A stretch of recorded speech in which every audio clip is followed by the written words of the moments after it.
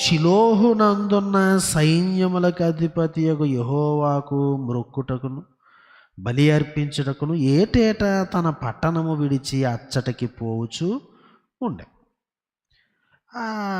ఏంటంటే ఎందుకు అతను పోవచ్చుండెను అంటే, అక్కడ దేవాలయం ఉంది. షిలోహులో మందసము ఇవన్నీ కూడా ఉన్నాయి. ఈ టెంటు కొంచెం సెమీ బిల్డింగ్ అనమాట అది. అక్కడ ఉన్నాయి. అక్కడ యాజకత్వం జరుగుతూ ఉంది. అందరూ అక్కడికి ఆరాధనకు వెళ్ళేవారు యెరూషలేముకు ముందు.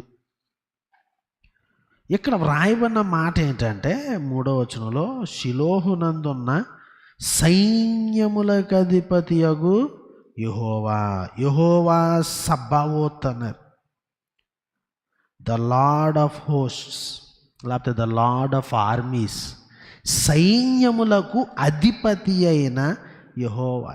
అంటే సైన్యం మీద, లేకపోతే ఆయన యొక్క పవర్, ఆయన యొక్క అథారిటీ, ఈ పరలోకపు భూలోకపు మహాశక్తులన్నీ కూడా, గుర్రముల బలమైన, నరుల బలమైన, ఇవన్నీ ఈ వ్యక్తుల యొక్క బలము, వారి యొక్క టాలెంట్, వారి యొక్క విధానం మనకు తెలుసు, చాలా గొప్పగా చూస్తాం. అది ఆటగాడి టాలెంట్ అయినా, యుద్ధ రంగంలో ఉన్నటువంటి మనిషి యొక్క బలమైన, లేకపోతే కసరత్తులు చేసేటువంటి జిమ్ బాడీ యొక్క శక్తి అయినా మనకి చాలా బాబోయ్ ఎంత గొప్ప, అంత గొప్ప అని చూస్తూ ఉంటాం.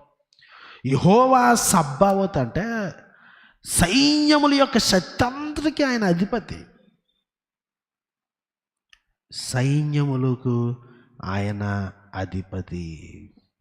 సో మనం ప్రభువును, ఈ లోకం యొక్క ప్రభుత్వాలు దేన్ని బట్టి అతిశయిస్తాయి? వారి యొక్క సైన్యం, వారి యొక్క శకటాలు, వారి యొక్క ఈ యుద్ధ సామాగ్రి, వారి యొక్క అణుబాంబుల యొక్క ఇవన్నీ, వాళ్ళ యొక్క ఆర్మీ పవర్ అనమాట అదంతా కూడా. దేవుణ్ణి మనం ఎలా అర్థం చేసుకోగలం అంటే, ఈ ప్రపంచంలో ఉన్నటువంటి ఆర్మీస్ వీటన్నిటికంటే ఆయన చాలా గొప్ప.